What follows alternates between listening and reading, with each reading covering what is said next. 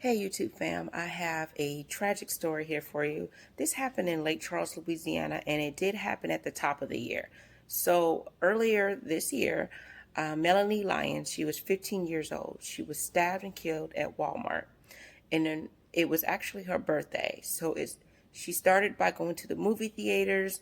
A fight was starting to break out with girls who were between ages 12, 13, and 14. They followed her to Walmart when her and her sister tried to get away from the fight. They followed her to Walmart, stole a knife from Walmart, and stabbed her.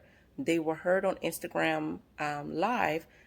I think one girl was on Instagram, another was on Facebook, and it caught the actual fight was caught live, and they stabbed her. And one of the girls said she knows she stabbed her and doesn't care if that bee dies. Now these are all juveniles, and this is clearly a parenting issue here, because yes, children get caught into things, and that the whole situation where you can't control everything your child does, that may be true up to a certain point. But when your child is involved in a murder, you definitely have to look at your parenting skills. And I want to go ahead and roll this clip, and then I want to tell you what one of the mothers said. So I actually got this video from another news source, African Diaspora News, where the mother actually had her explanation of one of the suspects is her daughter, and she is giving her rant about how good her daughter was, the daughter that is caught into this fight. And I'm not going to post the Instagram Live and the whole actual situation of what happened during that led up to her death, where it actually had her death caught on live. So I'm not going to do that. And then they had a lot of cursing in the Instagram Live. So, but I will go ahead and show you the news clip and what the mother said. And I'll come back with my piece about what the mother said in regards to her daughter, who is a suspect. Also, I want to mention this same mom has another child who is, well, I don't even think he's a child. I think he's in his early 20s, and he's actually in custody in regards to a murder he's a part of. So let me go ahead and roll that clip.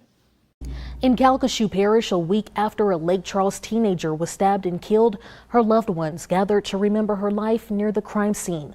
15-year-old Melanie Lyons was stabbed to death during a fight in Walmart. A vigil was held at the store with Walmart employees joining the girl's family. 4 other girls between the ages of 12 and 14 years old are now facing murder charges in connection with the teen's death. I'm hurt as a cousin, but I'm hurt as a mother. At the end of the day, nobody wants to bury their child. Nobody. To see her come out there on the Walmart on a stretcher with no life, I can't imagine nobody going through that. I'm not the type of parent that allows or that let my kids do whatever it is they want to do. Like we all know, we can raise our children to the best of our ability. You know, some of them part ways when we're not looking, some of them don't. So if we want to talk about parenting, we're going to start there. Let's start with parenting. Because the reflection of my parenting was in the videos and the pictures that y'all seen, that the whole world seen. A characteristic of of her character was in the videos that y'all seen and the pictures that y'all seen. The whole world seen.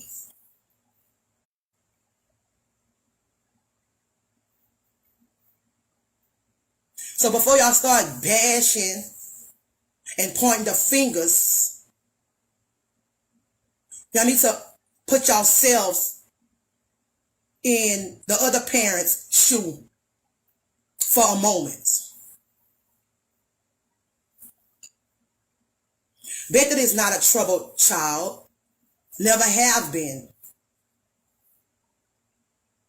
I got 9 kids, 7 girls and 2 boys. And I don't know how my other children gonna feel about it, but Bethany is my best. Bethany is considerate.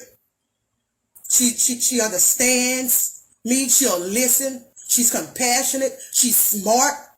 She's very respectable. There's nobody that can come back and tell me that she was disrespectful to them. No adult. Because that's not how I raised her. She's not raised like that. She's too scared of what's going to happen if that sort of things come back to me. She only worry about what I'm going to think and how I'm going to feel. That's why I didn't see her. So for those of y'all who was, trying to figure it out and this and that and the other, she was the 4th person.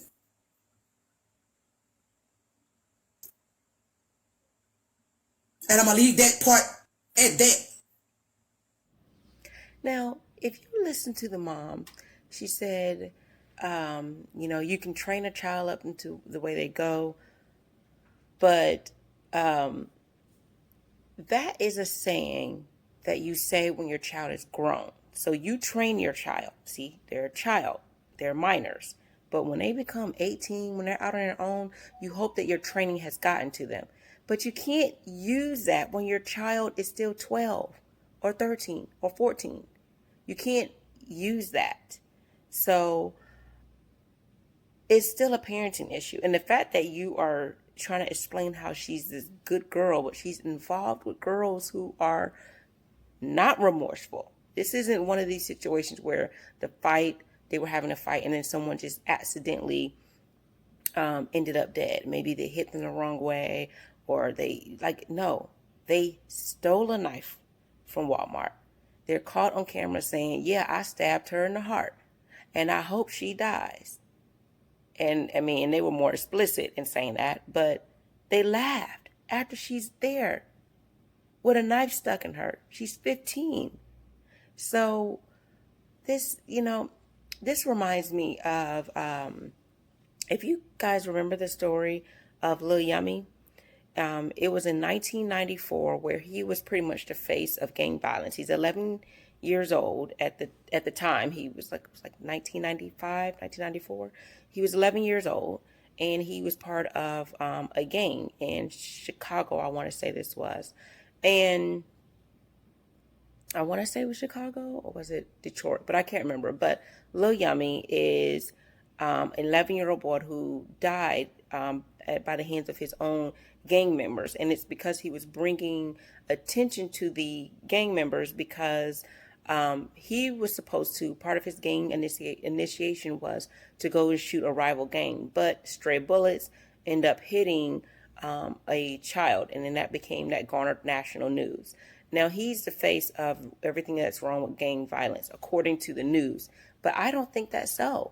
He is the face of what happens to parents who they don't know how to parent. Because if you listen to his story, since he was born, since he was an infant, they had DCF cases. He had cigarette burns on him. He just had all of these things going on.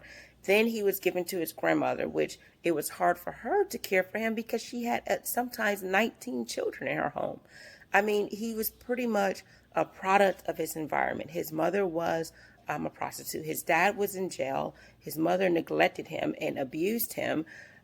And this is what he grew up with. He was pretty much practically to the streets. And he's not the face of gang violence. He's the face of poor parenting. Parents who don't care, parents who coddle their children, those who do coddle, or those who neglect their children and that should not have children at all.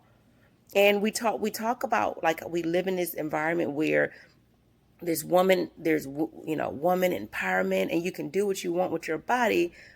At the same time, we have the opportunity to have condoms. We have the opportunity to have birth control, who we decide to get with, who we open our legs to. But instead, we get with a thug. We open our legs to a thug. We give birth to a child, neglect them. They didn't ask to come into this world.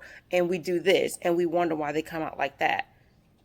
And now here we are with some girls ages 12, 13, and 14 killing a 15-year-old, laughing about it, and we don't want to point the blame at ourselves? Are you kidding me? You are a crappy mom. And the fact that we haven't even heard about the dad, okay? So let's not even go there.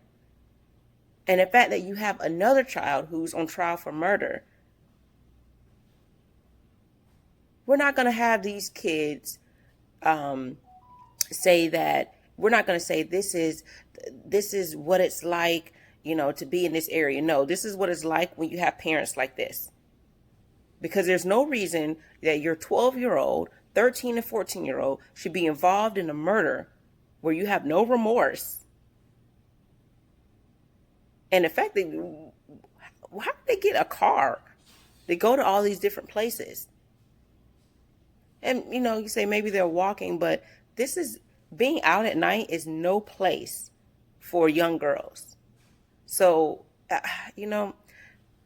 comment, subscribe, and tell me your thoughts in regards to this situation. So I know the story is a little late. It happened in January, but more of us, we need to hear about these stories, because what happened to Melanie can happen to any of our children. So tell me your thoughts in regards to this story, because this is tragic. As you can see behind me, I have a daughter. So we want to remember Melanie. We do not know. I don't believe right now.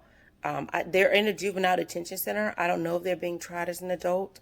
That has not still been provided. They are minors, so their names are not released. But once we get more on this story, hopefully there's some developing news as time goes by, or if there's a trial, I'll try to keep you updated.